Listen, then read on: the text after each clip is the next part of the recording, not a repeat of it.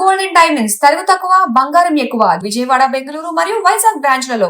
శిష్యులు నేర్చుకోవాల్సిన ధర్మాలేంటి, ఎన్నో సందేహాలకి సొల్యూషన్ ఇవ్వడానికి నాతో పాటు ఉన్నారు శ్రీ శ్రీ శివకామేశ్వరి ఆనందమయ్యి అమ్మ, శ్రీ శ్రీ శ్రీ ఆనంద కామేశ్వరి పీఠాధిపతి. అమ్మ నమస్తే అమ్మ. అసలు గురు పౌర్ణమి అంటే ఏంటి, దీని ప్రాముఖ్యత అంటే ఏమని చెప్తారు? ఫస్ట్ వ్యాసుడు శంకరుల నుంచి నా గురువు దాకా వచ్చినటువంటి పరంపరే ఈ గురు పౌర్ణిమ.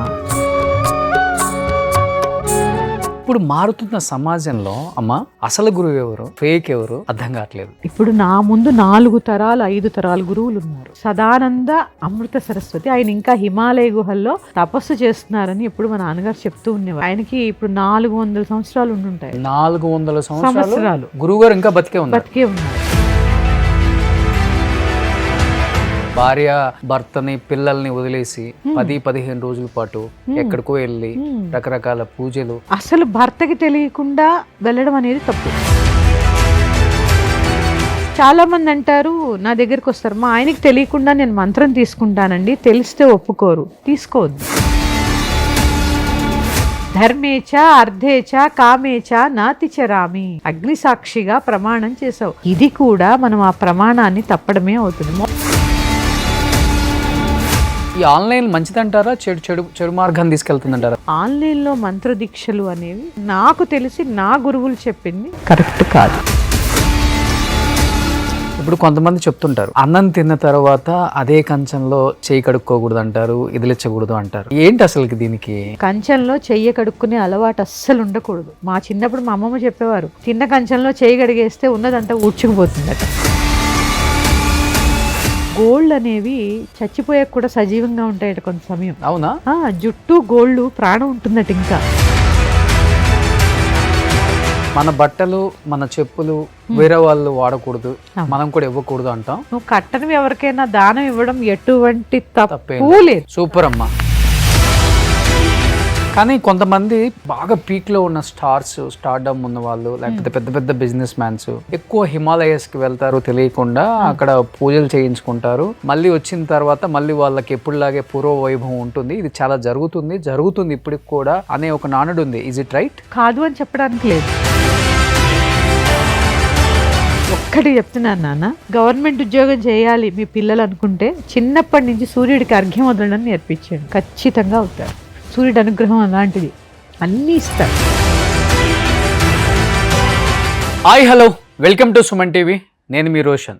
గురు బ్రహ్మ, గురు విష్ణు, గురుదేవో మహేశ్వర అని మన సంస్కృతి కొన్ని వేల ఏళ్ళుగా గురువును ఒక దైవ స్వరూపంగా భావిస్తాం. అలాంటి గురు పౌర్ణమిని గుర్తు చేసుకుంటూ ఎన్నో విశేషాలు, గురు శిష్యుల మధ్య బంధం ఎలా ఉండాలి, అసలు గురువుకి ఎలాంటి విలువ ఇవ్వాలి, శిష్యులు నేర్చుకోవాల్సిన ధర్మాలేంటి, అలాంటి ఎన్నో సందేహాలకి సొల్యూషన్ ఇవ్వడానికి నాతో పాటు ఉన్నారు శ్రీ శ్రీ శివకామేశ్వరి ఆనందమయ్యి అమ్మ, శ్రీ శ్రీ శ్రీ ఆనంద కామేశ్వరి పీఠాధిపతి. అమ్మ నమస్తే అమ్మ. శ్రీమాత్రే నమః. గురు పౌర్ణమికి ఇలాంటి ఒక మంచి గురువుని పెట్టుకొని చేయాలన్న ఒక ఆకాంక్ష మా టీంతో చెప్పగానే మిమ్మల్ని పిలిపించారమ్మా. ఫస్ట్ ఆఫ్ ఆల్ ధన్యవాదాలు, యాక్సెప్ట్ చేసినందుకు. చాలా చాలా చాలా హ్యాపీగా ఉందమ్మా. సో ఏం చెప్తారు? ఎందుకంటే ఈరోజు గురు పౌర్ణమి అంటే ఏదో పెద్దవాళ్ళు, అమ్మ వాళ్ళు, మా అక్క వాళ్ళు, లేకపోతే అమ్మమ్మలు దీన్ని గుర్తు చేసుకొని దాన్ని చేసుకునే వాళ్ళు ఉన్నారు. కానీ ఈరోజు గురు పౌర్ణమి అంటే తెలియని వాళ్ళు ఎంతోమంది ఉన్నారు. గురువు యొక్క విలువ తెలియని వాళ్ళు ఎంతోమంది ఉన్నారు. అసలు గురు పౌర్ణమి అంటే తెలియదు, ఇంట్లో వాళ్ళు చేస్తున్నారని చూసేవాళ్ళు కూడా చాలామంది ఉన్నారు.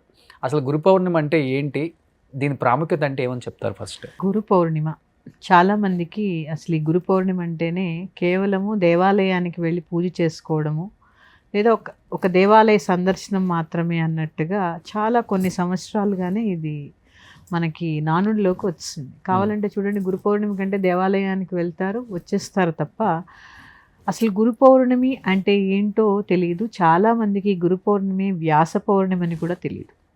ఎందుకంటే మనకి 4 వేదాలు, ఋగ్వేదము, యజుర్వేదము, సామవేదము, అధర్వణ వేదము, ఈ 4 వేదాలకి పేర్లు పెట్టినవాడు వ్యాస మహర్షి. ఓకే. అలాగే పంచమ వేదమైనటువంటి మహాభారతాన్ని అందించిన కూడా ఆయనే. ఆ పంచమ వేదాన్ని కూడా మనకు అందించినటువంటి మహానుభావుడు వ్యాస మహర్షి. అట్లాంటి వ్యాస మహర్షి యొక్క జయంతిని పురస్కరించుకుని మనం చేసేటటువంటిదే ఈ గురు పౌర్ణిమ. ఓకే. కానీ రాను రాను రాను ఏమవుతోంది అంటే వ్యాసుడు అంటే ఎవరో కూడా తెలియని స్థితికి మన హిందూ ధర్మం వెళ్ళిపోతుంది. ఎందుకంటే సదాశివ సమారంభాం వ్యాసశంకర మధ్యమాం అస్మదాచార్య పర్యంతాం వందే గురు పరంపరాం. చూడండి, మొదటి గురువు శివుడు, దక్షిణామూర్తి. సదాశివ సమారంభాం, ఆ దక్షిణామూర్తిలో ఆరంభమైనటువంటి గురు పరంపర వ్యాసశంకర మధ్యమాం. ఆ వ్యాసుడు శంకరులతో ఉండి అస్మదాచార్య పర్యంతం, ఆ గురు పరంపర చూడండి, వ్యాసుడు శంకరుల నుంచి నా గురువు దాకా వచ్చినటువంటి పరంపరే ఈ గురు పౌర్ణిమ. ఈ వ్యాసుడు శక్తి పరాశరుడు ఎప్పుడైనా విన్నారా మీరు? ఈ మహర్షి యొక్క కుమారుడు. ఇక్కడ ఈ వ్యాస మహర్షిని అసలు మనము స్మరించడం అనేదే పూర్తిగా మానేస్తాం. ఇవాళ భారతం మనం చదువుతున్నామన్నా, భారతం సినిమాల్లో చూస్తున్నామన్నా, మహాభారతం టీవీలో వీక్షించాము అన్నా దానికి మూలం ఆయన మనకు అందించినటువంటి పంచమ వేదం. ఈ వేదాన్ని మనం పురస్కరించుకున్నాము అంటే ఇప్పుడు మీరు ప్రతి స్తోత్రం చూడండి, లలితా సహస్రనామం చూడండి, విష్ణు సహస్రనామం చూడండి, మొదటగా ఏముంటుంది తెలుసా? లలితలో చూసుకోండి. నేను దేవి ఉపాసనలో ఉంటాను కాబట్టి లలిత గురించే చెప్తాను. అస్య శ్రీ లలితా రహస్య నామ స్తోత్ర మాలామంత్రస్య వసిన్యాది వాగ్దేవత ఋషయః. వాళ్ళే గురువులు దానికి. ఈ లలితా సహస్రనామానికి గురువులు వసిన్యాది వాగ్దేవతలు. అక్కడి నుంచి ఆ గురువులు ఆ యొక్క సహస్రనామాన్ని ఒక ఛందస్సులో అందిస్తారు మనకి. ఛందస్సు అంటేనే తెలియదు. ఒక స్తోత్రం అంటే మనకేంటంటే ఒక పబ్లికేషన్ బుక్ ఓపెన్ చేస్తాము, దాన్ని చదువుకుంటూనో రాసుకుంటూనో వెళ్ళిపోతాం. ఇట్లాగా మనం పరివర్తన చెందిపోయాం పూర్తిగా. ఎందుకు ఇది వచ్చింది అంటే అవగాహన లోపం. కేవలము గురు పౌర్ణిమ రోజు కూడా భౌతికంగా ఉన్న గురువుల్ని విస్మరించడము, స్మరించడము, అసలు శంకరులంటే ఎవరో తెలియని స్థితికి వెళ్ళిపోయాం. వ్యాసాయ విష్ణు రూపాయ, ఆ విష్ణువే వ్యాసుడు, శివుడే శంకరుడు. ఇద్దరికి అసలు ఏ భేదం లేదు. మనం అనుకోవడం తప్ప అక్కడ భేదం లేదు. ఆ ఇద్దరు గురు పరంపరలో వాళ్ళు ఏంటంటే మనకి ఒక మంచి దారిని మన కోసం నిర్ణయించి వెళ్ళారు. ఓకే, వ్యాసులు శంకరులు. కానీ ఇప్పుడున్న యూత్కి మొబైల్ గురువు, డిజిటల్ మీడియా గురువు, రీల్స్ షార్ట్స్ గురువు, ఆర్టిఫిషియల్ ఇంటెలిజెన్సీ గురువు. స్కూల్లో చదువు చెప్పేవాడు గురువు కాదు. ఆ స్థాయికి వచ్చేసారు కదా. అవును. ఏం చెప్తారు ఆ యూత్కి? అసలుకి గురువు యొక్క ప్రాముఖ్యత మీరు ఈ 10-15 నిమిషాలలో మీరు చెప్తుంటేనే నాకు ఒళ్ళు జలదరిస్తుంది చెప్పాలంటే. వాస్తవంగా అంటే మా తరం లాంటి వాళ్ళు కూడా చెప్పాలంటే ఒక గురువుల ప్రాముఖ్యతను మేము తగ్గించేసుకున్నాం వాస్తవంగా చెప్పాలంటే. అది బిజీ లైఫ్ స్టైల్ కావచ్చు, లేకపోతే వర్క్ కావచ్చు, ఏదైనా కావచ్చు. కానీ సంవత్సరంలో వచ్చి ఒక గురు పౌర్ణమి రోజు గురువు యొక్క మీరు చెప్పిన దర్శనం చేసుకొని ఆయన ఒక పాదాలను నమస్కరించి ఆయన దగ్గర నుంచి ఒక ఆశీర్వాదం తీసుకునే టైం కూడా లేకుండా పోయింది. అవును. ఇప్పుడు మీరు యూత్ గురించి చెప్పారు. సరే, మనకు కూడా కొన్ని బెనిఫిట్స్ కావాలి కదా, మనం కూడా మనుషులమే కదా. ఈ సంవత్సరానికి రాజే గురువు, పరాభవనామ సంవత్సరానికి రాజు గురువు. ఎవరైతే ఈ సంవత్సరం గురువుని ఎక్కువ ఆరాధిస్తారో వాళ్ళకి చాలా మంచి ఫలితాలు ఉంటాయి. ఎందుకంటే ఒక సామెత ఉంది తెలుగులో, రాజు తలుచుకుంటే దెబ్బలకు కొదవా అని. రాజే మన వాడయ్యాడు అనుకోండి, దేనిదేముంటుంది. అందుకని ఈ సంవత్సరానికి గురువే రాజు. ఓకే. మంత్రి కుజుడు. ఓకే. అంటే ఇది ఎందుకు చెప్తున్నాను అంటే, మీరు అన్నారు మాకు సమయం చిక్కట్లేదు అని. భోజనం తినడం మానం, ఫ్యామిలీతో ట్రిప్స్ వెళ్ళడం మానం, సినిమాలు చూడడం మానం. కేవలం మనం మానేసేది మన ధర్మాన్ని విస్మరించడం. దానికి సమయం కేటాయించలేకపోతున్నాం. ఎందుకు అంటే కష్టపడవలసిన దాన్ని మనం ఇష్టపడం. ఎందుకంటే మన ధర్మం ఏం చెప్పింది? ఉదయం 4 గంటలకే లేవాలి, సూర్యోదయాత్ పూర్వమే లేవాలి. 4 గంటలకి ఈ మధ్య మనం రీల్స్లో కూడా చూస్తున్నాం కదా, ఎవరైతే ఎక్కువ సక్సెస్ రేట్ ఉంటుందో వాళ్ళు బ్రాహ్మీ ముహూర్తంలోనే నిద్రలేస్తారని కూడా మనం చూస్తున్నాం కదా. మన ధర్మం ఎప్పుడో చెప్పిందిగా, బ్రాహ్మీ ముహూర్తంలో లెండి అని చెప్పిందిగా. తర్వాత మంచి విషయాలే మాట్లాడండి, చెడు నోటి నుంచి రావద్దు చెప్పిందిగా. మరి ఇప్పుడు ఏం చేస్తున్నాము? మేనిఫెస్టేషన్ మంచే మాట్లాడండి, ఇట్లా మాట్లాడండి, మీరు ఇలాంటి స్విచ్ వర్డ్స్ మాట్లాడితే మీకు అన్నీ జరిగిపోతాయి. మన ధర్మం ఎప్పుడో చెప్పిందిగా, యద్భావం తద్భవతి. ఈ సమయంలో మాట్లాడకండి, తథాస్తు దేవతలు ఉంటారు. అవును చెప్పిందా. ఇక్కడ ఏమవుతోంది అంటే మూలము మనం కష్టపడడానికి ఇష్టపడడం లేదు. శరీరానికి కానీ ఆలోచనకి కానీ మనకి కష్టం అవసరం లేదు. మనకేంటంటే నిజంగా కూడా అమ్మ రాత్రి ఇప్పుడు నైట్ డ్యూటీ చేసి వచ్చారు, వాళ్ళు 4ంటికి లేవాలంటే ఎలా లేస్తారు? లేవలేరు. 3 దాకా పనిచేసిన వాళ్ళు 1 గంటలో ఎలా లేస్తారు? కానీ సమయం కుదుర్చుకోవాలి. 11ంటికి లేను, కనీసం 8 గంటల నిద్ర అవసరం కదా. పోనీ 6 గంటలు, యూత్కి 6 గంటలు చాలు నన్ను అడిగితే. నేను 12ంటికి పడుకుంటా, 3 గంటలకు లేచిపోతాను. మీరు 3 గంటలు నిద్రపోతారు డైలీ? అంతే. 3 నుంచి 5-6కి నాకు మళ్ళీ క్లాసెస్ స్టార్ట్ అవుతాయి. 5:30 వరకు ధ్యానము జపం అన్నీ అయిపోతాయి. అంటే అది నేను ఒక టైం టేబుల్ నాకు నేను ఫిక్స్ చేసుకున్నాను. కొత్తలో చాలా కష్టంగా ఉండేది. రాను ఏమైంది అంటే అది ఇష్టంగా మారింది. నాకు ఇష్టంగా మారింది కాబట్టి నేను చేయగలుగుతున్నాను. ఇక్కడ అదే గ్రహించాలి. మన ధర్మము స్నానం చేయమని చెప్తుంది, గుడికెళ్ళమని చెప్తుంది, ఉతికిన వస్త్రాలు కట్టుకోమని చెప్తుంది, మంచి మాటలు మాట్లాడాలని చెప్తుంది, ప్రతి నోట ఒక శ్లోకం ఉచ్చరించమని చెప్తుంది. ఇదంతా గురుతత్వమేగా. ఇది చెప్పింది మన ధర్మమేగా. మన ధర్మమే గురువు. మన ధర్మాన్ని గురువుగా భావిస్తే కూడా నువ్వు గురు పరంపరలో ఉన్నట్టే. ఇప్పుడే చెప్పాను, వ్యాసాయ విష్ణు రూపాయ వ్యాసరూపాయ విష్ణవే సదాశివ సమారంభాం శంకరాచార్య మధ్యమాం అస్మదాచార్య పర్యంతం. ఆ శివుడే అందరికీ ఆది గురువు. నువ్వు ఆ ధర్మంలో ఉన్న ప్రతి విషయాన్ని ఆచరిస్తూ వెళ్తే అమ్మా నీకు ఎక్కడ అపజయం అనేది ఏర్పడదు. అది ధర్మంలో ఉన్నది గొప్పతనం. ఎందుకే ఏం చెప్పారు? ధర్మో రక్షతి రక్షితః. ఇక్కడ మీరు సమయం లేదు అన్న మాట వాస్తవం కాదు. మీరు ఇష్టపడడం లేదు. 24 గంటల సమయంలో మనం మొబైల్కి కనీసం ఒక 2 గంటలు కేటాయిస్తామా? అంతే కదా. ఇప్పుడు మనం చేసిన వీడియోస్ చూడడానికో లేకపోతే ఏదైనా కొత్త విషయం చూడడానికో ఇప్పుడు అందరూ టీవీ చూడడం మానేశారు కదా. ఎవరి గదిలో వాళ్ళ ఫోన్తో వాళ్ళు ఉంటారు.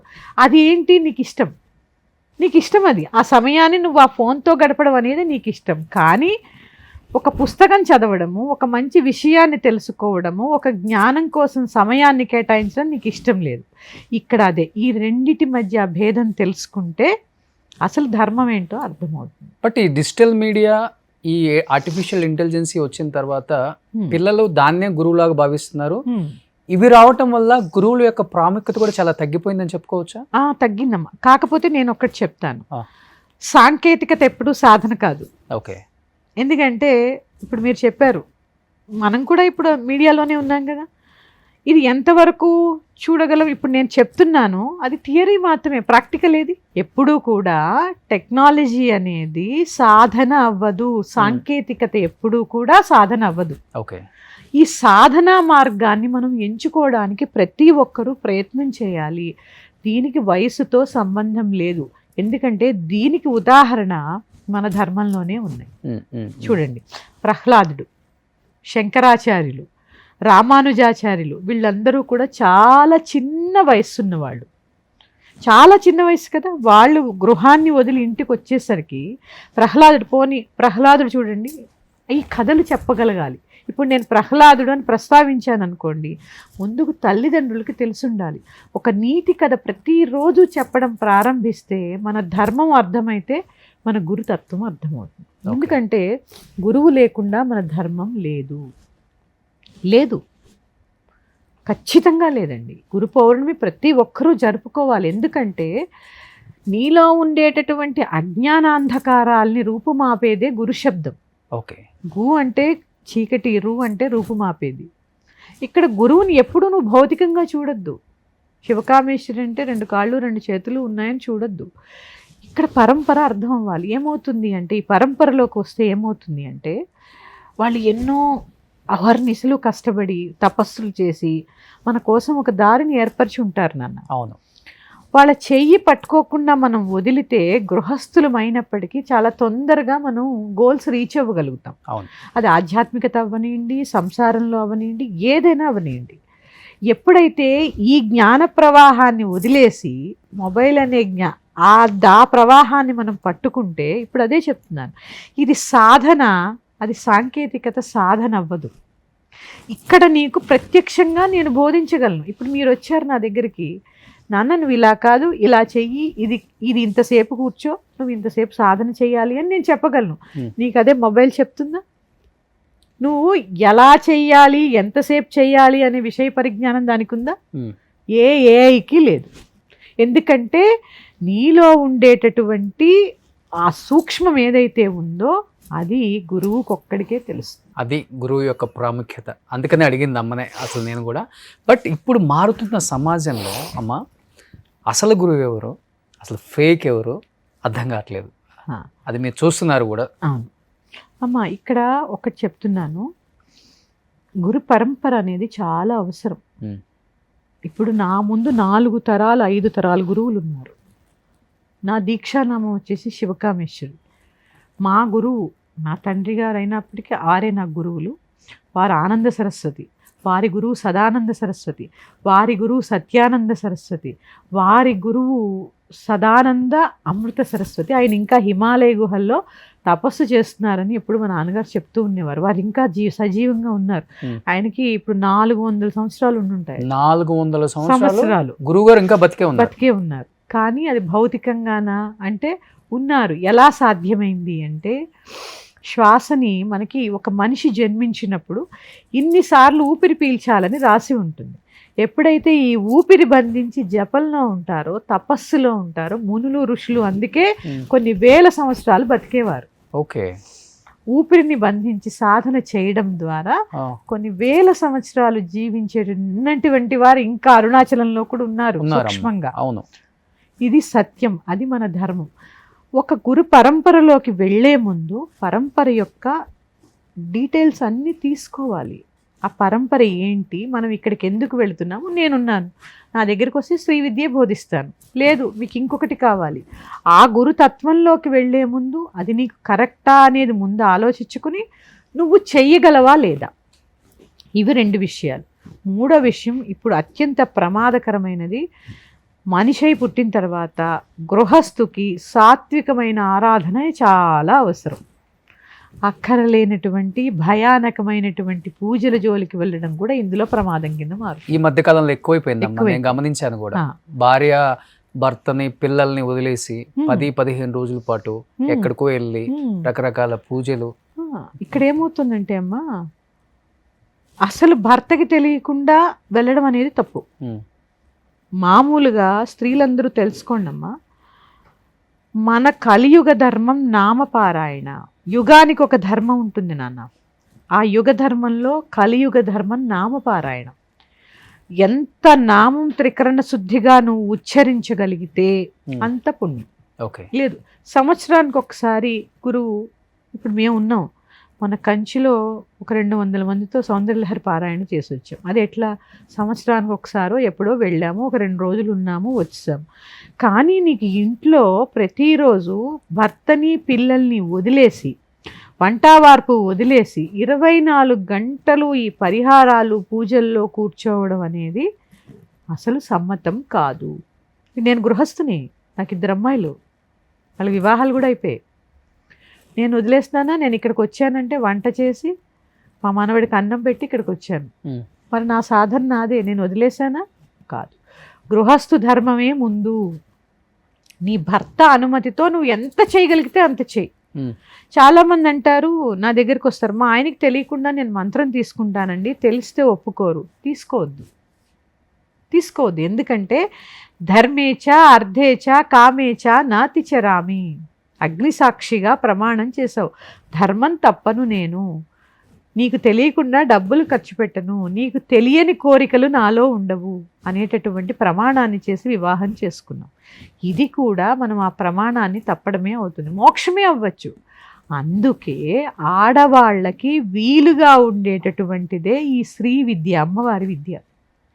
ప్రతి గృహస్థు చాలా తేలికగా చేసుకోవచ్చు నాన్న.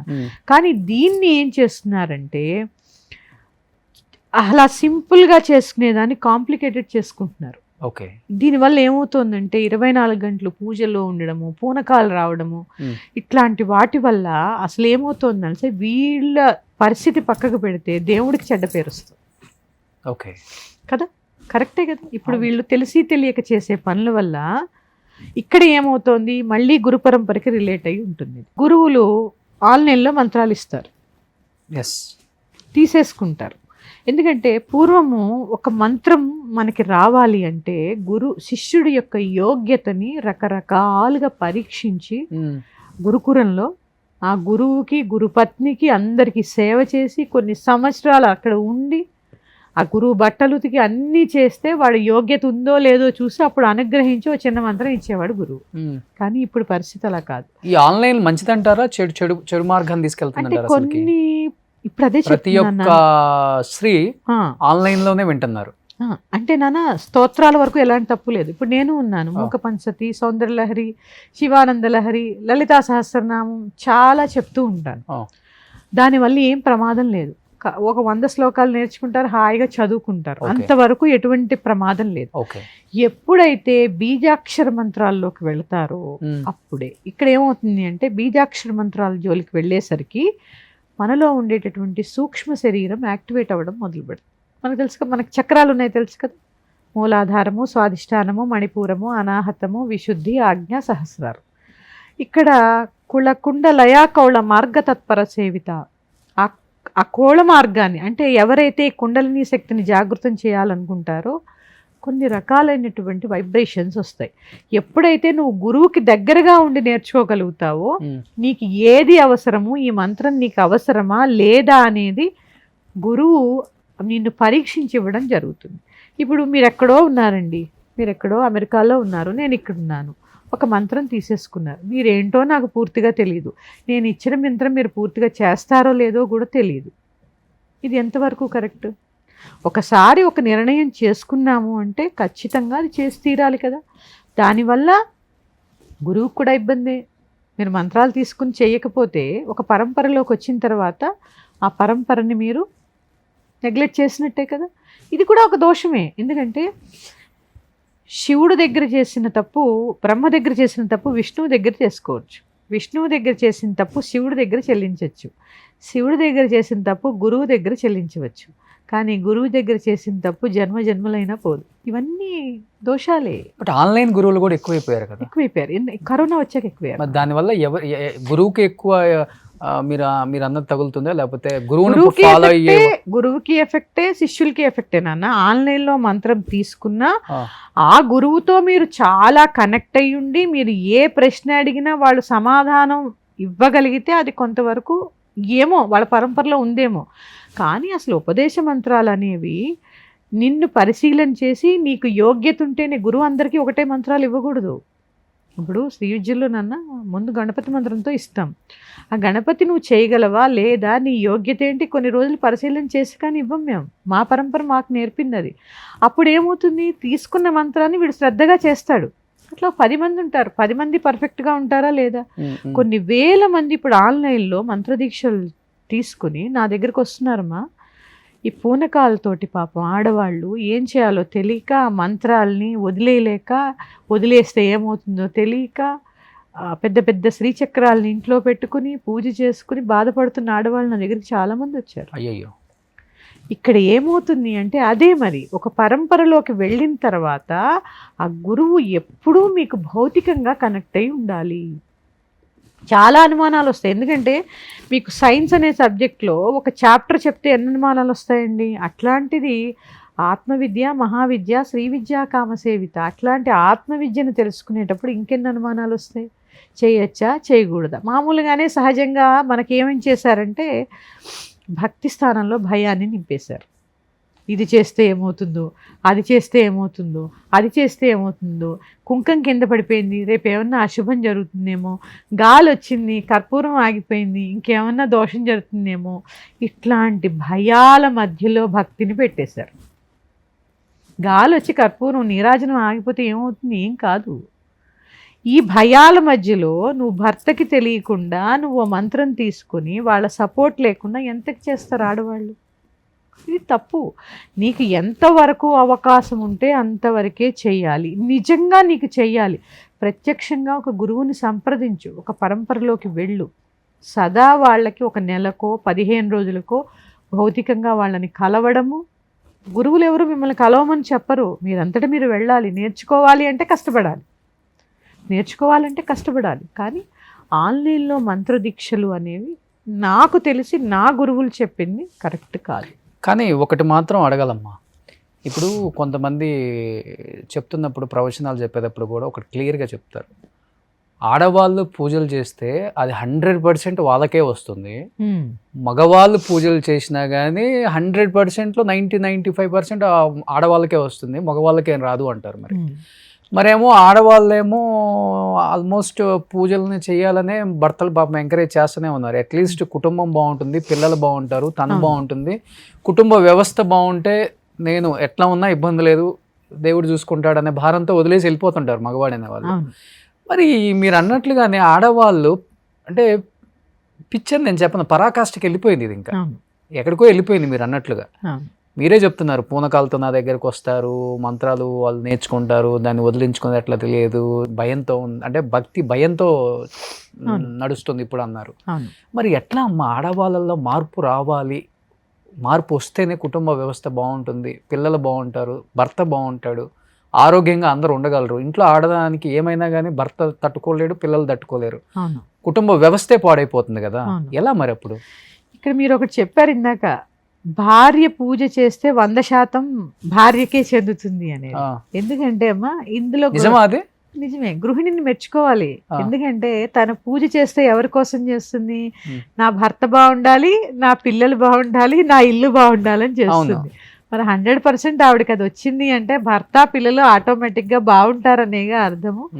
కాకపోతే ఇక్కడ ఏంటంటే నాన్న, బీజాక్షర మంత్రాలు అనేవి కొన్ని సందర్భాల్లో పురుషులకే కేటాయించడం జరిగింది. అసలు మన వ్యవస్థలో స్త్రీలకు అందుకే వ్రతాలు నోములు ఎక్కువ ఉంటాయి.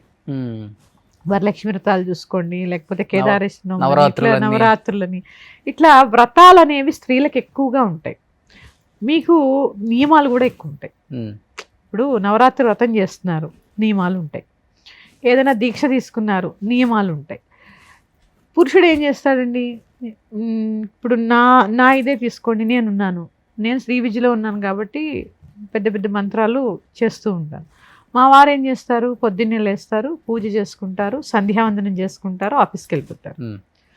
ఇక్కడ ఏమవుతుంది అంటే నేను చేసే ఈ మంత్రాలు ఆయన సంధ్యావందనం చేస్తేనే ఇక్కడ నాకు ఇవి బాగుంటాయి. ఓకే, నేను ఎంత షోడశి పంచదశలు చేసినా ఆయన అక్కడ సంధ్యావందనం చేస్తేనే, ఆ ఇంట గాయత్రి జరిగితేనే ఈ మంత్రాలు అనేవి సురక్షితంగా ఉంటాయి.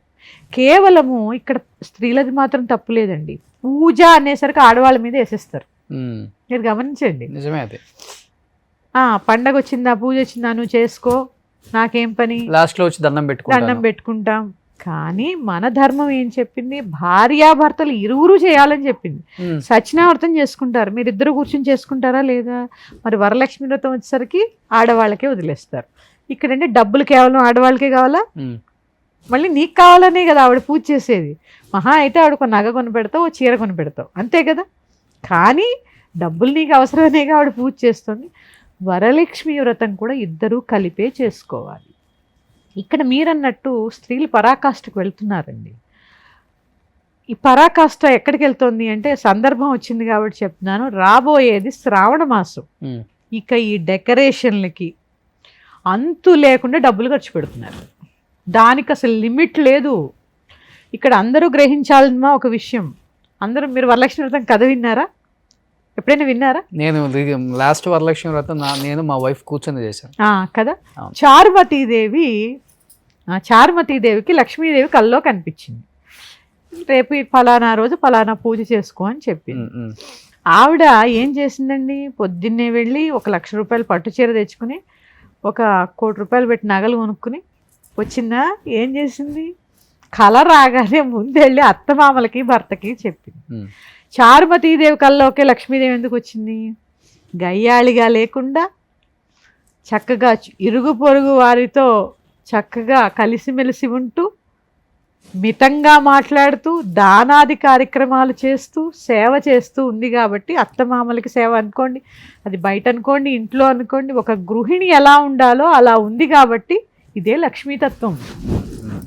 చారుమతి అనేది ఒక కథ కాబట్టి లక్ష్మీదేవి అనుగ్రహించింది. సింపుల్. ఆవిడకి అప్పుడు కూడా ఏం చేసింది, లక్ష్మీదేవి అంతా నాకే రావాలనుకోలా. ఏం చేసిందండి, చుట్టుపక్కల వాళ్ళందరికీ చెప్పి అందరితో కలిసి పూజ చేస్తుంది. అవునా? అప్పుడు ఏం చేశారు వీళ్ళంతా, ఆహా చారుమతీదేవి సౌభాగ్యమే సౌభాగ్యం అని పొగుడుతూ ఇళ్ళకి వెళ్ళారు. వాళ్ళు కూడా సంతోషంగా లక్ష్మీదేవితో ఇంటికి వెళ్ళారు. ఇక్కడ చెప్పండి, ఇక్కడ ఈ చారుమతీదేవి కథలో డెకరేషన్లు ఎక్కడున్నాయి? అంటే ఎక్కువ డెకరేషన్ చేస్తే దేవుడు బాగా ఇచ్చేస్తాడు అనేదా? తర్వాత రిటర్న్ గిఫ్ట్స్లు ఎక్కడున్నాయి? మామూలుగా స్త్రీకి తాంబూలం ఇవ్వాలంటే పసుపు, కుంకుమ, 2 పళ్ళు, వక్కలు, జాకెట్. శ్రావణ మాసం కాబట్టి శనగలు, నీకు చక్కగా నీకు స్తోమత ఉంటే ఒక చీర, సువాసిని కదా, ఒక చీర, జాకెట్ లేదా 2 బ్లౌజ్ పీసులు. మరి దీంట్లో రిటర్న్ గిఫ్ట్లు ఎక్కడున్నాయి? ఇత్తడి సామాన్లు ఎక్కడున్నాయి? రీల్స్ ఎక్కడున్నాయి? నువ్వు భర్త అనుమతితో కదా చేసుకోవాలి. భర్త ఎక్కడున్నాడు? పొద్దున్న ఆఫీస్కి వెళ్ళిపోతాడు. తర్వాత సమయపాలన.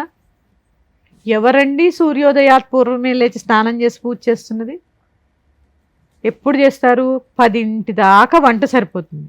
10:30కి రాహుకాలం వస్తుందంటారు, 12 దాకా చేయరు. మిట్ట మధ్యాహ్నం 12కి 12:30కి పూజ చేసే వాళ్ళని కూడా నేను చూస్తాను.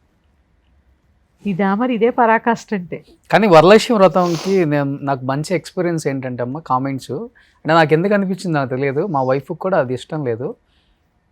అంటే ఏదో పెద్ద డెకరేషన్లు చేసి అంటించి ఇవంటించి కాదు, ఒక చిన్న పీట వేసి దాని మీద అమ్మవారి పటం పెట్టి కలశం పెట్టి పూజ చేద్దాం అంతే. నాకు తెలిసిన వరలక్ష్మి వ్రతం అంటే, నేను చూసిన వరలక్ష్మి వ్రతం, నాకు గుర్తొచ్చిన వరలక్ష్మి వ్రతం అంటే అదే. ఇంకా కరెక్ట్. ఇప్పుడు ఏం చేస్తున్నారండి, సరే కొంతమంది ఇళ్లలో బొమ్మను చేసే అనుమతి ఉంటుంది, అది సరదా చేస్తారు. వరలక్ష్మి వ్రతం అంటే స్త్రీలకు చాలా ఇష్టం. నువ్వు లక్ష్మీదేవిని ఎలాగైనా అలంకరించుకోనానా, కానీ ఆడంబరమైనటువంటి అలంకారాలు ఇక పేరంటానికి వెళ్తే నేను చెప్తున్నాను, విమర్శ అనుకోండి ఏమనుకోండి, ఇల్లు దులపడంలోనే జీవితం అయిపోతుంది వీళ్ళకి. పేరంటాళ్ళు వచ్చే లోపల శుక్రవారం ఉండదు, ఏముండదు, మొత్తం అన్ని దులిపేస్తుంటారు. లక్ష్మీ పూజ చేసుకున్నావు అక్కడ నువ్వు, ఆ రోజు దులిపి తుడిచేస్తే ఎట్లా? ఆ లక్ష్మి నీ ఇంట ఉండాలి కదా, ఉండాలి కదా. వరలక్ష్మి వ్రతం రోజు బ్యూటీ పార్లర్కి ఏం పని? పసుపు రాసుకో, గాజులు వేసుకో, కుంకుమ ధారణ చెయ్యి, జడ వేసుకో, పువ్వులు పెట్టుకో, లక్ష్మిలా ఉండు, ఉన్న నగలు వేసుకో కదా. ఇక్కడ ఏమవుతుంది అంటే ఖర్చు అనేది అన్లిమిటెడ్ అయిపోతుంది. ఈ పోయిన సంవత్సరం సుమన్ టీవీలో ఈ వరలక్ష్మి వ్రతంతో నా ప్రయాణం మొదలైంది. 150 రూపాయలతో పూజ చేసుకోవచ్చు అని చెప్పాను నేను. ఓకే. చాలా మంది విమర్శించారు, 150 రూపాయలతో పూజ ఎలా చేసుకోవాలి అని. 2 అరటిపళ్ళు, ఒక కొబ్బరికాయ, ఒక జాకెట్ ముక్క, ఇంట్లో ఉన్న ఏదో చెంబు, అయిపోయింది వరలక్ష్మి వ్రతం. నువ్వు వండుకునే అన్నం. ఇది ఎందుకు చెప్పాను తెలుసా అమ్మా? వరలక్ష్మి వ్రతం అంటే ఇలాగే చేసుకోవాలి అని చెప్పి పాపము సామాన్యులు, రోడ్లు ఊడ్చేవాళ్ళు, మీరు చూడండి, కూలి పనికి వెళ్ళేవాళ్ళు పూజ మానేసి మన ధర్మాన్ని వదిలేసి పక్క మతాలకు మారిపోతున్నారు. అవును. ఎందుకంటే పూజ అంటే కాస్ట్లీ అని చెప్పి ఒక భయం. కావాలని కాదండి వాళ్ళు వెళ్ళేది. అమ్మో ఇక్కడ ఉంటే పూజ అంటే ఇంత భయం, ఇంత ఖర్చు, మా వల్ల కాదు, ఇవన్నీ చేయాలంటే మా వల్ల కాదు అంటే ఇవన్నీ చెయ్యాలని చెప్పి ఒక ట్రెండ్ సెట్ చేసేస్తున్నాం మనం. మన గురించి ఆలోచిస్తున్నాం తప్ప మన ధర్మం గురించి ఆలోచించడం లేదు మనం. ఎప్పుడైతే నేను ఎక్స్పీరియన్స్ అయ్యానా, మా పీఠం దగ్గర రోడ్లు ఊడ్చుకునే ఆవిడ వచ్చి నా కాళ్ళు పట్టుకుని ఏడ్చింది. అమ్మ మీరు ఫోన్లో చూసిందట 150 రూపాయలు పూజ చేసుకోవచ్చు అని చెప్పానని. అంతే అమ్మ, నాకు 200 రూపాయలు ఖర్చు అయింది, నేను బాగా పూజ చేసుకున్నాను, నాకు చదవడం రాదు, మా పిల్లలు చదివారు పుస్తకం కొని. ఎంత బాగుందండి. అమ్మాయి మన ధర్మం మారమన్నా మారుతుందా? నీ ఇష్టం, నువ్వు నీ దగ్గర ఉంటే కోట్లు లక్షలు ఎన్నైనా ఖర్చు పెట్టుకో, కానీ సామాన్యుడి గురించి కూడా ఆలోచించాలి కదా. వాళ్ళు కూడా మన ధర్మంలోనే ఉన్నారు. వీళ్ళని కూడా గుర్తుపెట్టుకోండి. మీరు ఏదైనా పూజలు మీరు అప్లోడ్ చేసే ముందు పూజలు చేసి ఇలా నగలు కొన్నాము, ఇలా చీరలు కొన్నాము, ఇలా డెకరేట్ చేసాము అంటే సామాన్యుడు భయపడుతున్నాడండి. పక్క వాళ్ళు ఇలా చేశారు, పూజ అంటే ఇలా చేయాలేమో అని భయపడే స్థితికి పూజలు తీసుకొచ్చేస్తున్నాం. ఇదే పరాకాష్ట. సరే, జపాలు మంత్రాలు అన్నీ పక్కకు పెట్టండి, మొదటి పరాకాష్ట ఇది. కానీ హిందూ ధర్మం మీద కానీ, సనాతన ధర్మం మీద కానీ, మన దేవుళ్ళ మీద కానీ రాను రాను మీరు అన్నట్లుగా మతాలు మారిపోతున్నారు కాబట్టి, కానీ ఉన్నవాళ్ళు కూడా చాలా వరకు చెప్పాలంటే హిందూ ధర్మం మీద కానీ, దేవుడి మీద కానీ, మన ధర్మం మీద కానీ అంత చూపిస్తున్నారు. ఆ ప్రేమ కనిపిస్తుందా మీకు? రీసెంట్గా ఢిల్లీలో కూడా ఆ ఘటన చూశారు. నీట్ జరుగుతున్న గొడవ ఒకటి, అవును, తీసుకొచ్చింది మనందరి ముందుకి ఇంకొకటి. చూసారు మీరు? అవును ఆ? అవును. ఇక్కడ ఏంటంటే అమ్మా, ప్రతి ఒక్కళ్ళకి మన హిందూ ధర్మాన్ని విమర్శించడం అనేది ఒక ఫ్యాషన్ అయిపోయింది. ఉమ్, ఎందుకంటే శంకరాచార్యులు చతురామ్నాయ పీఠాలని స్థాపించారు. ఉమ్, ఉమ్, ఉమ్. విన్నారా ఎప్పుడైనా? చతురామ్నాయ పీఠాలు. తర్వాత సైనికులు గస్తీ కాస్తూ ఉంటారు మనకి. ఇవి మనల్ని రక్షిస్తున్నవి. మంత్రబలంతో చతురామ్నాయ పీఠాలు మన భారతదేశాన్ని రక్షిస్తున్నాయి నలుమూలల. తర్వాత మన సైన్యం రక్షిస్తుంది. ఇవాళ పిల్లల ధోరణి ఎలా అయిపోయిందంటే, నేను విన్నాను, సైన్యాన్ని కూడా విమర్శించి దేవతల్ని కూడా విమర్శించేటటువంటి రాముణ్ణి, కృష్ణుని. ఒకళ్ళేంటన్నా, ఇక్కడ పెద్ద లేదు, చిన్న లేదు, ప్రవచనకర్తలు లేరు. నిజంగా చెప్తున్నాను, ఇవాళ ప్రవచనకర్తల్ని విమర్శిస్తూ ఉంటారు, చెత్త కామెంట్స్ పెడుతూ ఉంటారు.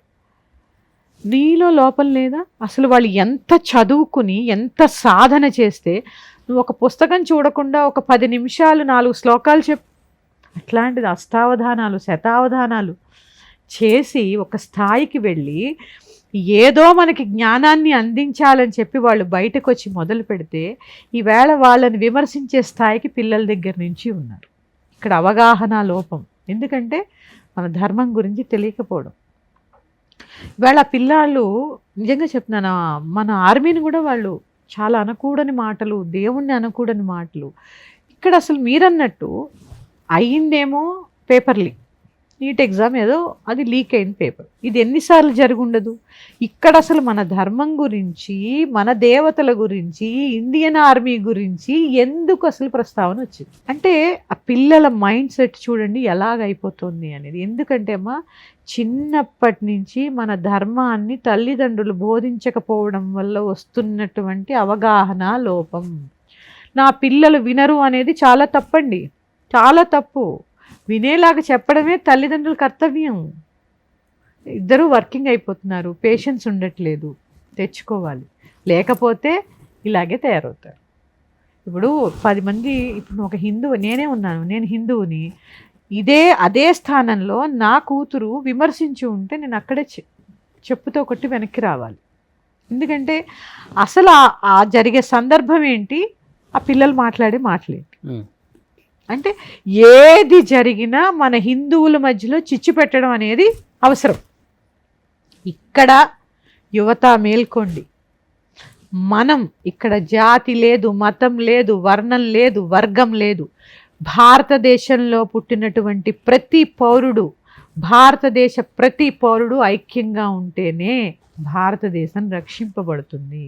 మన హిందూ ధర్మాన్ని విచ్ఛిన్నం చేయడానికే జరుగుతుంది. ఓకే. ఇప్పుడు కొంతమంది చెప్తుంటారు, అన్నం తిన్న తర్వాత అదే కంచంలో చేయి కడుక్కోకూడదు అంటారు, ఇదిలిచ్చకూడదు అంటారు. అవును, అదొకటి నేను ఎక్కువగా వింటుంటా. అవును. ఇంకొకటి 2 చేతులు పెట్టి తలలో గోక్కోకూడదు అంటారు. అవును, అవును. ఏంటి అసలు దీనికి? ఇవన్నీ అశుభ లక్షణాలు. ఎందుకంటే ఇప్పుడంటే నాన్న, పూర్వం పెంకుటిల్లో పాకల్లో కూడా ఉండేవాళ్ళం మేము. మాది పెద్ద పొలం ఉంటే పొలంలో పెద్ద పాక ఉండేది.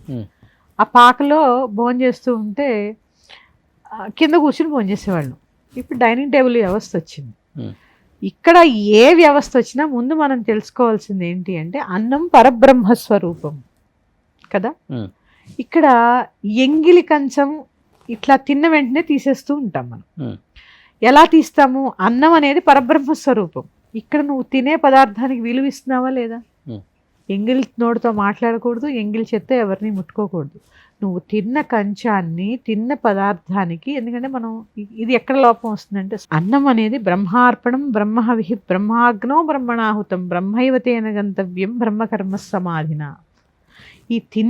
నువ్వు తినే ఆహారమే ఆ బ్రహ్మస్వరూపము. నువ్వు తినే ఆహారమే నీ మనస్సు, నీ శరీరం. ఆహారం తింటేనేగా శరీరం ఏర్పడుతుంది. నువ్వు తిన్న ఆహారమే నీ మనస్సు, నీ ఆలోచన. మీరు గ్రహించండి, చాలా మసాలాలు తిన్నారనుకోండి, రజోగుణం ఎక్కువైపోయి నీ ఆలోచన కూడా అంతే ఉంటుంది. సాత్వికమైన ఆహారం ఇందుకే ఉంటుంది. ఇక్కడ ఏది తీసుకున్నా నువ్వు ఆహారాన్ని గౌరవించడం అవసరము. ఖచ్చితంగా ఎంగిల్ చేయి కడుక్కున్నాకే కంచెం తీయాలి. కంచంలో చెయ్యి కడుక్కునే అలవాటు అస్సలు ఉండకూడదు. మా చిన్నప్పుడు మా అమ్మమ్మ చెప్పేవారు, తిన్న కంచంలో చెయ్యి కడిగేస్తే ఉన్నదంతా ఊడ్చుకుపోతుందట. అంతే, అదంతే. ఇప్పుడు మంచం మీద కూర్చొని అమ్మ నీళ్ళు పోయేవే అంటూ అదే చేత్తో కడుక్కోవడం. ఈ మంచం మీద కూర్చుని భోజనం చేయడం కూడా చాలా కరెక్ట్ కాదు నాన్న, కరెక్ట్ కాదు. మంచం మీద కూర్చుని భోజనం చేయకూడదు. టేబుల్ మేనర్స్ అనుకోండి, ఇప్పుడు ఎవరికి కింద కూర్చుని భోజనం చేయట్లేదు. ఆ టేబుల్ మేనర్స్లో ఒకళ్ళ కంచాల్లో ఒకళ్ళు వేసుకు తినకుండా, ఇది మనకు కరోనా నేర్పిందా లేదా? ఎంగిల్ తినకూడదు, షేక్ హ్యాండ్స్ ఇచ్చుకోకూడదు, మనకి కోవిడ్ నేర్పిందా లేదా? కోవిడ్ తర్వాత అందరూ ఎంగిల్ తినడం మానేశారా లేదా? ఇది మన ధర్మం ఎప్పుడో చెప్పిందిగా. ఒకళ్ళ నోట్లో ఒకళ్ళు పెట్టుకోవడం, ఇవన్నీ మన ధర్మ విరుద్ధమేగా. ఇదే అక్కడ పాటించాలి, ఇదే టేబుల్ మేనర్స్. ఎవరి కంచంలోది వాళ్ళు తినాలి. తల్లికి పిల్లలకి తల్లి పెట్టడం వేరు, కానీ అందరూ కలిసి భోజనం చేస్తున్నప్పుడు ఎంగిలి చేత్తో వడ్డించుకోవడం, ఎడం చేత్తో వడ్డించుకోవడం, కింద కంచంలో చేయి కడగడం, ఇవన్నీ అశుభ లక్షణాలు. అలాగే మీరు తలలో 2 చేతులు పెట్టి గీరడం కూడా అశుభ లక్షణం. ఇప్పుడు ఇందాక లక్ష్మీదేవి గురించి మాట్లాడుకున్నాం, ఇవన్నీ వ్యతిరేక చర్యలు అనమాట. శుభ్రంగా ఉండడం. ఎందుకంటే నాన్న, గోల్డ్ అనేవి చచ్చిపోయాక కూడా సజీవంగా ఉంటాయట కొంత సమయం. అవునా? జుట్టు గోల్డ్ ప్రాణం ఉంటుందట ఇంకా. ఓకే. అందుకని ఎన్ని సంవత్సరాలమ్మా? చాలా రోజులు ఉంటుంది. అందుకే మీకు కొన్ని తాంత్రికాల్లో కూడా ఇవి వాడుతూ ఉంటారని మనం వింటూ ఉంటాం. గోల్డ్ ఎక్కడ పడితే అక్కడ పడేయకండి, జుట్టు ఎక్కడ పడితే అక్కడ పడేయకండి అని చెప్తూ ఉంటారు. అవును. పిల్లలు వీటికి ప్రాణశక్తి ఉంటుంది. మనం తీసేసినా కూడా కొంత సమయం ప్రాణశక్తి ఉంటుంది. ఈ ఇన్ఫెక్షన్స్ ఇట్లా మన గురించే చెప్తా, దీంట్లో ఇంకా సజీవంగా మిగిలి ఉంటుంది. అందుకే ఇట్లా ఎందుకంటే మనం చేసే కర్మలన్నీ జుట్టులోనే ఉంటాయి, జుట్టులోనే ఉంటాయి, తలలోనే ఉంటాయి. అహం అంతా తలలోనే ఉంటుంది. ఇది మళ్ళీ చేతులు కడుక్కోలేదనుకోండి, విషంగా ఆహారం లోపలికి వెళ్తుంది, నోట్లో పెట్టుకుంటాంగా. అందుకే ఇట్లా మన కోసమే నాన్న అన్నీ చెప్తా, పాటిస్తే బాగుంటాం. చాదస్తం అనుకుంటే ఏం చేయలేదు. కానీ ఇప్పుడు మీరు అన్నట్లుగా ఎడం చేత్తో కూడా వడ్డించుకోకూడదు అంటారు కదా? వడ్డించుకోకూడదు, కానీ అది తప్పదు, చాలా వరకు 90% తప్పదు. అన్ని బఫే మీల్స్ వచ్చిన తర్వాత తప్పదు. ఇంట్లో నేను చెప్తుంది, ఎవరో వడ్డించాలి, లేకపోతే వైఫ్ వడ్డించాలి, లేకపోతే వైఫ్ జాబ్కి వెళ్ళిపోయిందంటే. అందుకే నాన్న, గృహిణి పాపం వండిన తర్వాత తను వడ్డించేసి తర్వాత తింటుంది, ఏం పర్వాలే, ఆ అమ్మాయి తింటుంటే మీరు వడ్డించవచ్చు. ఇప్పుడు దీంట్లో పరస్పరం అనురాగం కూడా పెరుగుతుంది, ఒకళ్ళకొకళ్ళు వడ్డించుకోవడం వల్ల. ట్రై చేసి చూడండి. ప్రతి ఓడని తింటికి పోతే పాపం భార్య నేను పెడతాను అంటది, నేను పెట్టుకొని తింటాలే అంటాం, భర్తలకు కామన్ అయిపోయింది. అలా ఎడం చేత్తో వడ్డించుకోకపోవడం, ఏ చెయ్యి దానికి వాడతామో దానికే వాడాలి. అంటే ఇక్కడ ఎడమ అనేది ఎందుకు అంటే అంతే, అక్కడ వద్దు అన్న పని ఎందుకు చేయాలి? దానివల్ల ఏమన్నా దోషం వస్తుందేమో. ఎందుకంటే నాన్న, ఆహారం తినేటప్పుడు ఒక దోషం, ఆ పండించిన స్థలంలో ఒక దోషం, ఆ పండించిన రైతు యొక్క ఆలోచన కూడా అందులో ఉంటుంది. ఇవన్నీ శుద్ధి చేసుకుని, అందుకే అన్నంలో కంచం వేసుకోగానే పశువు ఏం చేస్తుంది, గడ్డేయగానే గబగబ నవ్వులేస్తుంది. కానీ మనిషి అన్నాన్ని ప్రసాదం కింద మార్చుకున్నారనుకో, ఏమవుతుంది? ప్రసాదం తిని సాత్వికమైన లక్షణాలు వస్తాయి. అందుకే అన్నాన్ని ఏది వండు, నువ్వు నీ ఇష్టం, నువ్వు ఏది వండుకొని నీది తినకూడదు అనేటటువంటి చెప్పేటటువంటి అర్హత నాకు లేదు. నీ కుటుంబ వ్యవస్థలో నీకు కొన్ని వచ్చాయి, అది నీ మాంసాహారం అవ్వచ్చు, ఏది అవ్వచ్చు. కంచం ముందు పెట్టుకుని శ్రీమాత్రే నమః అనుకోండి, అంతే. మళ్ళీ దేవుడికి ఇది పెట్టచ్చా అంటే, అన్నం ప్రసాదం అవ్వాలంటే ఏదైనా ఒకసారి శ్రీమాత్రే నమః అనుకుంటే మంత్రాలు రావాలని ఏముంది నాన్న? నేను తినేది ఏదైనా ఆవిడిచ్చిందేగా. ఏదైనా చిన్న తప్పులు జరిగినా గానీ, తప్పులని కాదు, ఆ ఉన్న దోషం పోతుంది. అదే మరి ఆ వండిన ఆహారంలో ఇప్పుడు నేనే ఉన్నాను, మా ఆయన మీద కోపం వచ్చింది, ఈయన ఎప్పుడు ఇంతే, నన్ను ఇలా తిడుతూనే ఉంటారు, అలా అంటూనే నేను అన్నం వండాను అనుకోండి, అన్నం యొక్క స్వభావం అదే అవుతుంది. ఓకే.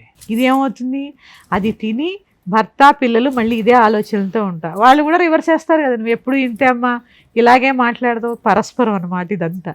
అందుకని అన్నం ప్రసాదంలా తినాలి అంటే ఒక మంత్రం ఉచ్చరించండి, సాత్వికమైన ఆహారాన్ని భుజించండి, ఏది తిన్నా ఆ ప్రసాదం అనుకోండి, కొన్ని దోషాలు తగ్గుతాయి. కానీ మారుతున్న సమాజంలో చాలా మారాలంటాం, కానీ సమాజమే మారనక్కర్లేదు. మనుషులు మారితే సమాజం అనేది ఎప్పుడు ఒకేలాగా ఉంటుంది.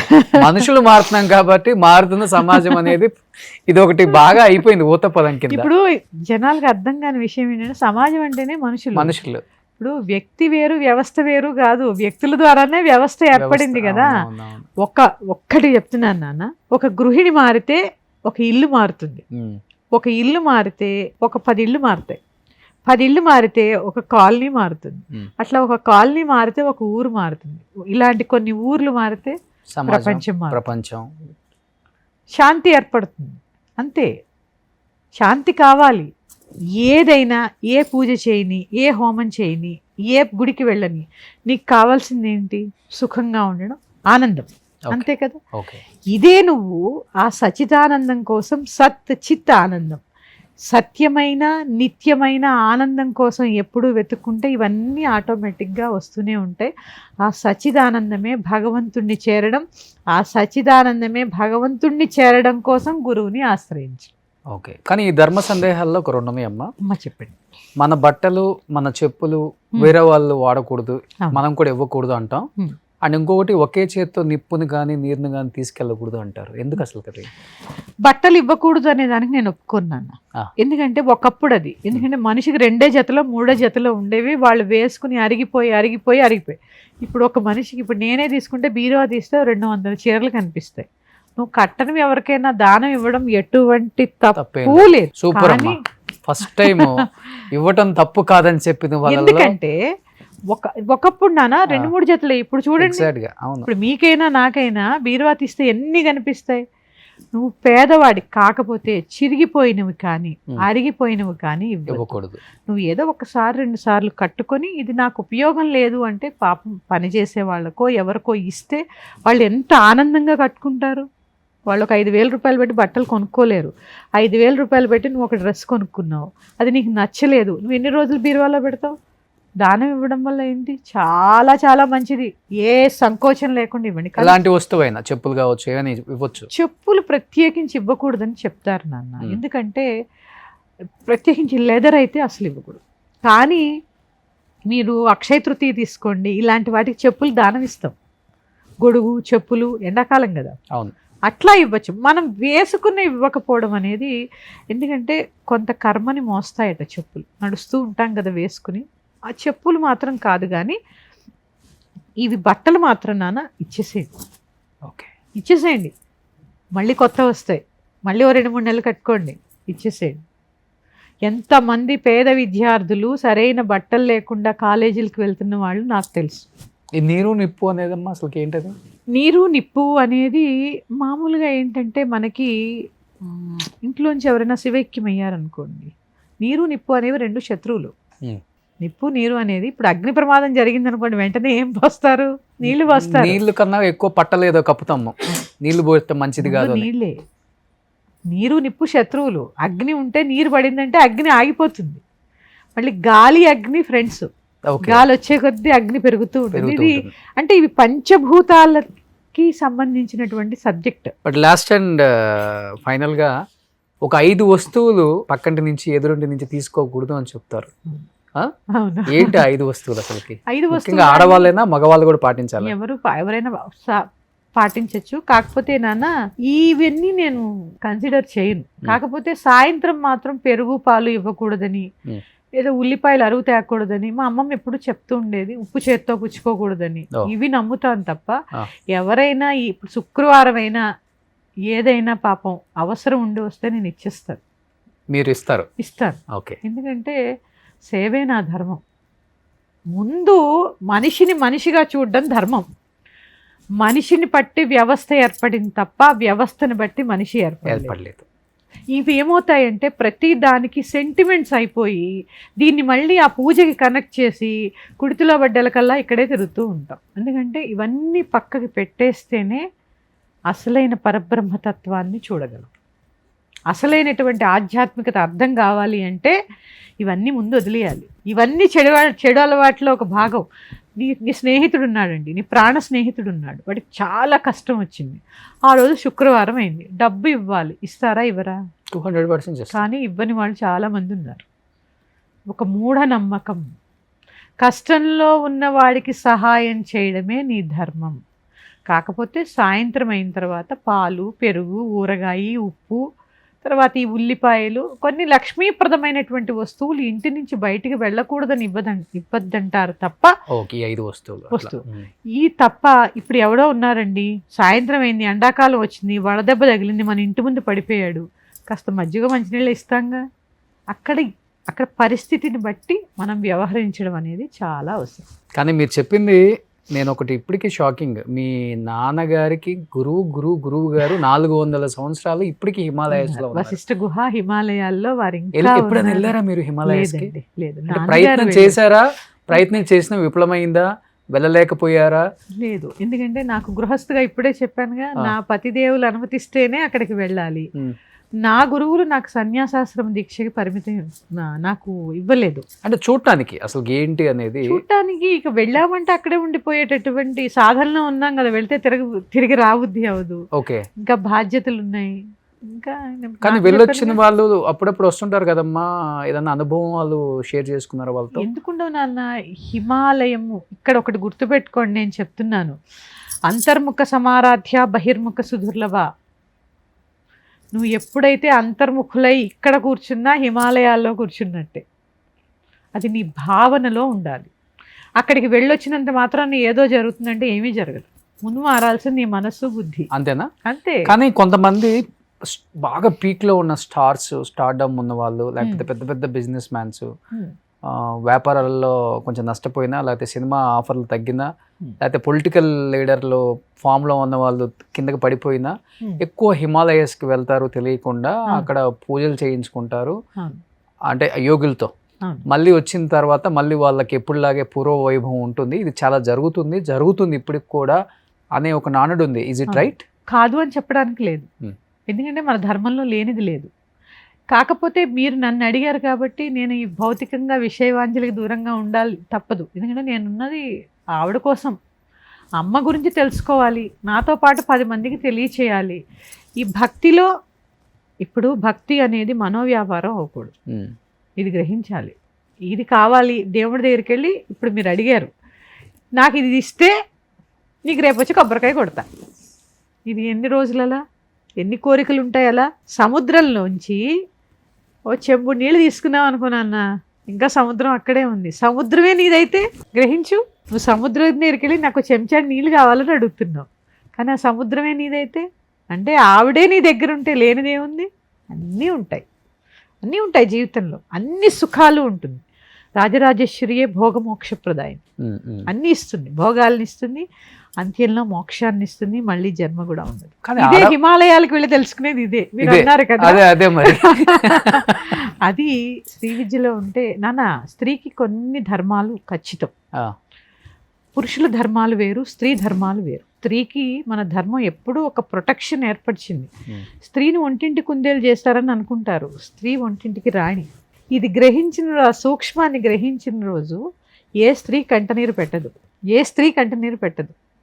ఎందుకంటే మీరు మనం రాగానే ఒక ప్రశ్న అడిగారు, స్త్రీలు వేదం చదవచ్చా అని. వేదం నేర్చుకోకూడదు, చదవకూడదు అన్నారు, నేను విన్నాను. మరి లోపాముద్ర, మన వేదం నేర్చుకుని పర్టికులర్ వేదాన్ని నేర్చుకుని దాని మీద రీసెర్చ్ చేసి మళ్ళీ పుస్తకాలు రాసిన వాళ్ళు ఉన్నారు. మన సాయి పల్లవి గారితో సినిమా వచ్చింది, మీరు గార్గి అని విన్నారు? గార్గి వేదంలో దిట్ట ఆవిడ. గార్గి, లోపాముద్ర, అనసూయ, వీళ్ళందరూ వేదాంగాలు, సప్త ఋషుల భార్యలందరూ వేదాంగాలు తిరిగి చదివి రాసి మళ్ళీ దాని మీద రీసెర్చ్ చేసి పుస్తకాలు రాసిన వాళ్ళు ఉన్నారు, చాలామంది ఉన్నారు. అది అందరూ చదవచ్చు, కానీ వేదం ప్రత్యేకించి కొన్ని ఎందుకు చదవకూడదు అంటే, స్త్రీకి మాత్రమే దేన్నైనా సృష్టించేటటువంటి శక్తి ఉంది. ఈ సృష్టించే శక్తి గర్భంలో ఉంటుంది. కొన్ని చదివినప్పుడు ఏమవుతాయంటే ఈ గర్భం మీద ఒత్తిడికి లోనవుతాయి. లోనైనప్పుడు ఈ సంతానం కలగకుండా ఎటువంటి అడ్డంకులు ఏమన్నా వస్తాయి ఏమో అని చెప్పి విధించినటువంటి నియమాలు తప్ప స్త్రీని ఎక్కడా మన ధర్మంలో తక్కువ చేసి చూడలేదు. ఓకే. ఎందుకంటే ఆ శక్తి ఎవరు నాన్న? జగన్మాత స్త్రీ కదూ, భూమాత స్త్రీ కదూ. నువ్వు దుష్ట సంహారంలో నువ్వు మాట్లాడేటటువంటి కాళి, మహిషాసురమర్దని, చండి, నీకు డబ్బులు అవసరమైతే ఇచ్చే మహాలక్ష్మి, చదువు అవసరమైతే ఇచ్చేటటువంటి సరస్వతి, మరి వీళ్ళందరూ కూడా స్త్రీమూర్తులేగా. మరి ఆ స్త్రీయే వేదం చదవకూడదు అని ఎక్కడా చెప్పలా. కొన్ని నియమాలు, వాళ్ళందరూ దేవతలు, మనం మనుషులు, కొన్ని నియమాలు పెట్టారంతే. అది కూడా స్త్రీని ప్రొటెక్ట్ చేయడానికి మాత్రమే. ఓకే, అంతే. దీన్ని మనం వెళ్ళే కొద్దీ ఏమైంది అంటే రకరకాలుగా వక్రీకరించబడ్డాయి తప్ప వేదాంగాలు చదివినటువంటి స్త్రీలు చాలామంది ఉన్నారు. మీరు వేదం నేర్చుకున్నారని నేను విన్నాను. కొంత నేర్చుకున్నారు చిన్నప్పటి నుంచి మా నాన్నగారు, ఎందుకంటే నేను ఏకైక సంతానం స్త్రీ. Okay. నేను 5 ఏళ్ళనప్పటి నుంచి 5 ఏళ్ళకి నాకు భగవద్గీత నేర్పారు మా నాన్నగారు. 5 years. నేను 9 సంవత్సరాలప్పుడు మాండుకోపనిషత్తు చదివాను. నాకు 9 years అప్పుడు. అట్లా ఆయన ఎందుకు ఇస్తున్నారో చదవదు, ఖచ్చితంగా ప్రతిరోజు పుస్తకం చదవాల్సిందే. కానీ సహజం కదా, టీనేజ్లో అబ్బా రోజు చదవాలా అనుకునేదాన్ని. ఒక వయసు వచ్చి నేను పూర్తిగా సాధనలోకి వచ్చి ఇట్లా ఎప్పుడైనా ఇక్కడ ఇలా మాట్లాడుతున్నా, ప్రవచనానికి వెళ్తున్నా, ఒక్కసారి కళ్ళు చెమరుస్తాయి నాకు. ఎందుకంటే ఎంత అదృష్టం ఉంటే ఇంత ఆసువుగా ఎన్నో శాస్త్రం గురించి, ధర్మం గురించి, శ్రీ విద్య గురించి ఈవేళ చెప్పగలుగుతున్నాను అంటే ఆయన ఇచ్చినటువంటి క్రమశిక్షణ. ఇదే చెప్తున్నాను నాన్న. ప్రతి పిల్లలకి తల్లిదండ్రే గురువు అవ్వాలి. ట్యూషన్కి పంపిస్తేనో ఎక్కడికో పంపిస్తేనో కొన్ని ధర్మాలు రావు. ప్రతి పిల్లవాడి చేత ప్రతిరోజు 10 నిమిషాలు, మీ పిల్లల చేతైనా ఒక 5 శ్లోకాలు చదివించండి. పొద్దున్న లేవగానే చేతులు చూసుకోవడం, ఎందుకంటే ఒక 5 నిమిషాల సమయం వేయండి. ఇది సమాజానికి చాలా అవసరం. కరాగ్రే వసతే లక్ష్మి, కరమధ్యే సరస్వతి, కరమూలే స్థితే గౌరీ, ప్రభాతే కరదర్శనం. అంటే చేతి వేళ్ల చివర లక్ష్మీదేవి, చేతి మధ్యన సరస్వతి, చేతి చివర శక్తి ఉంది అని చెప్తున్నారు. అంటే ఇక్కడ భగవంతుడు ఎక్కడున్నాడని చెప్పాడు? ఇలా చెప్పి నీ చెయ్యి చూసుకోమని చెప్తారు లేవగానే. మీరు విన్నారా ఎప్పుడైనా? విన్నానమ్మా. కరాగ్రే నేను ఇప్పటికీ పాటిస్తా, నా పిల్లలు కూడా పాటిస్తారు. ఎందుకంటే ఇక్కడ ఏం చెప్పారు అంటే నీ చేతులే నువ్వు. ఇప్పుడున్న యూత్ లేవగానే మొబైల్ పట్టుకుంటారు. నీ చేతులే నువ్వు డబ్బులు ఎక్కడ లెక్క పెడతావు నాన్న? ఇలానే వేళ్ల చివరి లెక్క పెడతావు. చెయ్యి ముడిచి రాసేది ఎక్కడ చేస్తావు చూడండి, కర మధ్యే సరస్వతి, చెయ్యి మధ్యకి ముడుస్తావు. పిడికిలు బిగిస్తే శక్తి అవుతావు. అంటే నువ్వే దేవుడు, అహం బ్రహ్మాస్మి అనేటటువంటి చెప్పిన ధర్మం నా ధర్మం. ఇది ఈ శ్లోకం చెప్పావంటే ఆ వాడిలోనే, ఆ పిల్లవాడు వాడిలోనే దైవత్వాన్ని గుర్తించేటటువంటి శక్తిని కలిగి ఉంటాడు. తర్వాత లేవగానే కాళ్ళు కింద పెడతాం. భూదేవికి ఒక నమస్కారం. సముద్రవసనే దేవి పర్వతస్థన మండలే, విష్ణుపత్ని నమస్తుభ్యం పాదస్పర్శం క్షమస్వమే. కాళ్ళు కింద పెట్టగానే ఆ భూదేవిని క్షమించమని అడగడం. చూడండి, కృతజ్ఞత నేర్పుతున్నాం పిల్లలకి. మనం లేచిన దగ్గర నుంచి ఆ భూదేవిని తొక్కుతాం, ఉమ్ముతాం, చెత్త పడేస్తాం, నానా రకాలుగా మనం ఆమెను హింసిస్తున్నా తిరిగి ఒక్క మాట అందా అనదు. అంటే అక్కడ క్షమాగుణం నేర్పుతున్నాం పిల్లలకి. ఇక్కడ చూడండి మన ధర్మం ఎంత చెప్పిందో. లేవగానే తల్లిదండ్రులకి దండం పెట్టడం. మాతృదేవోభవ, పితృదేవోభవ, అతిథి దేవోభవ, ఆచార్య దేవోభవ, సమాజ దేవోభవ. చూడండి ఎంత ధర్మం, ఎన్ని గుణాలను నేర్పిస్తుందో. తల్లిదండ్రుల కాళ్ళకి దండం పెడితే నీ జన్మకి కారణం నువ్వు. నేను ఇక్కడున్నాను, మీరు ఇక్కడున్నాను. మీ తల్లిదండ్రులకి మీరు రుణపడి ఉన్నారు. భౌతికంగా ఈ శరీరం ఉంది కాబట్టి నేను మాట్లాడగలుగుతున్నాను. ఇదే లేనప్పుడు ఈ శివకామేశ్వరికి ఈ దేహమే లేనప్పుడు ఎలా మాట్లాడుతుంది? అందుకని నా తల్లిదండ్రులకి నేను రుణపడి ఉన్నాను. అందుకే లేవగానే తల్లిదండ్రుల కాళ్ళు స్పృశించడం, ఇంటికి వచ్చిన అతిథికి మర్యాద చేయడం. రాగానే ఒక గ్లాస్ మంచినీళ్ళు, మా నాన్నగారు లేరండి మీరు బయట నుంచి వెళ్ళిపోండి కాదు. తెలిసిన వాళ్ళైతే, తెలియని వాళ్ళకి తలుపు తీయమని నేను చెప్పను. ఖచ్చితంగా లోపల కూర్చోపెట్టి ఒక గ్లాస్ మంచినీళ్ళు ఇవ్వడం. ఇదే మళ్ళీ ఏం చెప్పింది? గురుదేవోభవ. మనం మొదట చెప్పుకున్నదే. ప్రతిరోజు ఆ గురువుని గౌరవించడం, సమాజాన్ని గౌరవించడం. ఇది నేచర్ నుంచి మన పిల్లలకి నేర్పితే మన పిల్లలకి నేచర్ కనెక్ట్ అయి ఉంటుంది. వాళ్ళకి ఏది కావాలో ఆ శక్తిని వాళ్ళకి ప్రసాదిస్తూ ఉంటుందండి నేచర్. సూపర్ అమ్మా, నిజంగా చాలామంది పిల్లలు ఫాలో అవ్వాలి. అక్కడి నుంచి లేవగానే బ్రష్ చేసుకోవడం, స్నానం చేయడం, సూర్యుడికి ఒక నమస్కారం. ఇప్పుడు ఎలా ఉంటుందంటే నాన్న సిస్టము, ఎవరైనా మా దగ్గరకు వచ్చిన వాళ్ళకి మీకు జాతకంలోనో లేకపోతే మీకు ఆరోగ్యం బాగాలేదనో సూర్యుడు అనుగ్రహం కావాలి అంటే తిరుమలగిరిలో ఉన్నటువంటి సూర్యనారాయణ గుడికి వెళ్తారు, లేకపోతే ఎక్కడికో శ్రీకాకుళం దాకా వెళ్తారు. ప్రత్యక్ష దైవమైనటువంటి నారాయణ్ణి కళ్ళెత్తి చూడరు. అలవాటు చేయండి పిల్లలకి. ఆరోగ్యప్రదాత, ఐశ్వర్యప్రదాత, గవర్నమెంట్ ఉద్యోగం చేయాలి మీ పిల్లలు అనుకుంటే చిన్నప్పటి నుంచి సూర్యుడికి అర్ఘ్యం వదలడం నేర్పించండి, ఖచ్చితంగా అవుతారు. సూర్యుడి అనుగ్రహం అలాంటిది, అన్నీ ఇస్తాడు. ఇవి నేర్పించండి, గోసేవ నేర్పించండి, నెలకొకసారి ఒక భజన, ఒక సత్సంగ్, ఇది నేర్పించండి పిల్లలకి. అసలు నీ పిల్లాడు ధర్మం తప్పడండి. ప్రతి స్త్రీలో, మగపిల్లాడైతే ప్రతి స్త్రీలో తల్లిని చూస్తాడు. ఎందుకంటే లేచిన దగ్గర నుంచి మాతృదేవోభవ అంటున్నాడు, ప్రతి ఒక్కరిని గౌరవిస్తాడు, సమాజ దేవోభవ అంటున్నాడు, ప్రతి ఒక్కరికి మర్యాద ఇస్తాడు, అతిథి దేవోభవ అంటున్నాడు. ఇది కదా నీ ధర్మం. ఎంత గొప్పగా ఉంది చూడండి. ఎక్కడ మన ధర్మాన్ని విమర్శించేటటువంటి ఆస్కారం ఉంది? వీటన్నిటిలో పూజ ఎక్కడుంది? ఎక్కడ దేవుడు ఉన్నాడు? ఇక్కడ ఏం చెప్పింది? నువ్వే దేవుడు అని చెప్పింది నా ధర్మం. అందుకే నా ధర్మం సనాతనమైనది, ఎప్పుడూ సనూతనమైనది. పిల్లల్ని ఇలా పెంచండి, ఎవ్వరూ తప్పు చేయరండి. ఎందుకంటే హంసలాగా పాలు నీళ్లు వేరు చేసినట్టు ఎప్పుడైతే వీడికి ధార్మికంగా ఉండేటటువంటి ఆలోచన ఉంటుందో, తప్పు ఏది, కష్టమేది, నష్టమేది, ఒప్పేది, తప్పేది అనేటటువంటి విచక్షణ జ్ఞానం ఏర్పడుతుంది. ఒకవేళ వీడేదైనా తప్పుదోవలోకి వెళుతున్నా, అరే ఈ పిల్లాడు చాలా మంచివాడే, లేచిన దగ్గర నుంచి సమాజంతో ఇలా ఉంటాడే అని సమాజం ప్రొటెక్ట్ చేస్తుంది, సమాజం రక్షిస్తుంది. ఆ ఇంట ఇన్ని లాభాలు ఉన్నటువంటి మన ధర్మాన్ని ప్రతి ఒక్కరూ గౌరవించండి. ఎలా అయితే మీ పిల్లలకి వారానికి ఒకసారి సినిమాకి వెళ్ళాలి, నెలకు ఒకసారి రెస్టారెంట్కి వెళ్ళాలి అని మీరు చెప్తున్నారా లేదా? మీరు చెప్పకపోతే వాళ్ళకి తెలియదండి. మనం తీసుకెళ్తాం కాబట్టి వాళ్ళు వస్తున్నారు, వాళ్ళు అడుగుతున్నారు నెక్స్ట్ మంత్ మళ్ళీ. గుడికి వెళ్ళడం నేర్పించండి. 99% అదృష్టం ఉన్నా 1% భగవంతుడి దయ ఉంటేనే 100% పూర్తవుతుంది. ఇది గ్రహించండి. మన ధర్మాన్ని మీరు నిలబెట్టండి. ఎందుకంటే నేటి బాలలే రేపటి పౌరులు. హిందువులారా జాగృతం కండి. ఇప్పుడు నేను ఈ మధ్య హిందూ ధర్మ సమ్మేళనానికి వెళ్ళాను. ఇక్కడ ఒకటి క్యాప్షన్ చూశాను, గడప లోపల కులం, గడప దాటితే హిందువులు. ఇది గ్రహించండి. గడప లోపలే హిందువులారా ఐక్యం కండి, మన ధర్మాన్ని రక్షించండి, ఆ ధర్మమే మిమ్మల్ని రక్షిస్తుంది. థ్యాంక్ యూ అమ్మ, థ్యాంక్ యూ సో మచ్. నిజంగా ఈ గురు పౌర్ణమి సందర్భంగా ఎంతోమంది వాళ్ళ గురువులను మళ్ళీ గుర్తు చేసుకుంటారు.